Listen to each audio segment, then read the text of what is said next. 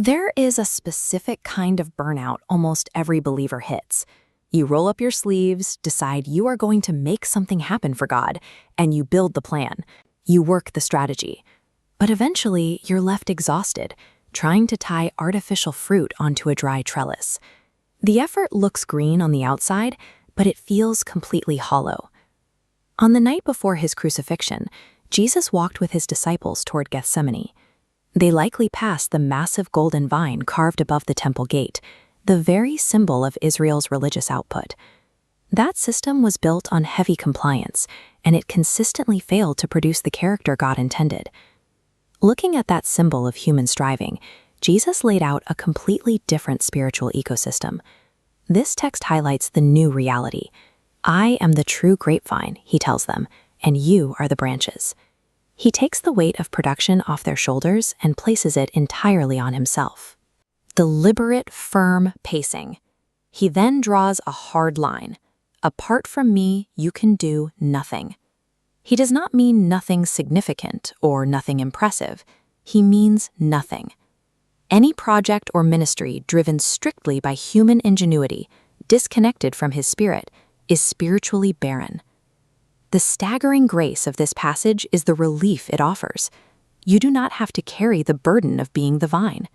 Your only task is to remain securely attached to the one who is. We routinely confuse natural success with spiritual fruitfulness. Success measures our output against external standards, attendance, metrics, comparing our work to someone else's. We can manufacture those results. Fruitfulness is an organic byproduct of what is flowing inside us. This diagram shows the biological reality Jesus is referencing. A branch never strains to manufacture a grape. It simply acts as a conduit. The nutrient flow moves upward, pushing the fruit out naturally. If that connection is severed, the internal flow stops. The branch may mimic life, but the fruit quickly turns hollow, dry, and gray. Disconnected effort only produces dead works. Abundant, lasting harvests arrive entirely because of the health of the vine itself. The sheer volume of fruit you see here requires a root system working perfectly beneath the soil, supporting branches that are simply resting in their place. The goal of the Christian life is not to perform harder to impress God. It is to get closer to the source so he can reproduce his character through you. That connection process involves seasons of pain. When we face adversity, unwanted silence, or closed doors, we assume God is angry or that we have failed the test. But look at the original language in this text. Jesus says the Father prunes every fruitful branch. The Greek word kathaire shares a direct root with katharos, meaning clean or pure. To be pruned is to be cleansed. A skilled vine dresser knows uncut wood produces leaves, but aggressively cut wood redirects energy to produce rich fruit. The shears are entirely constructive. The Father uses the shears because he sees exactly what you are capable of holding. Adversity and stripping seasons are proof of his loving, precise investment in your growth. Take a moment right now. Look at these questions. Where are you trying to produce fruit by effort alone? And is there a season of pruning you have been resisting?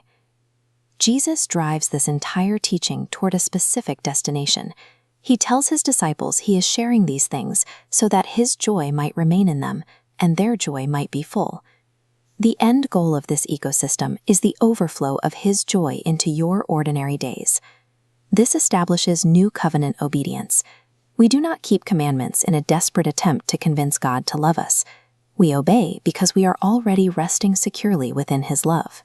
The word Jesus repeats throughout this passage is abide. It doesn't mean drifting passively through your spiritual life. It requires a settled, deliberate, daily choice to stay attached. We can map that daily choice onto this framework. First, stop striving to manufacture results. Second, accept the pruning when it comes. Third, actively surrender your plans. And fourth, receive the joy that naturally follows. Tomorrow morning, carve out one intentional moment. Don't use it to ask for things. Don't use it to plan your ministry. Simply sit with him. Thank him for his correction, and practice remaining. God intends to build a family that reproduces his exact character in the world. That happens the moment we drop the plastic grapes of our own effort, get close to the trunk, and let the life of the true vine flow.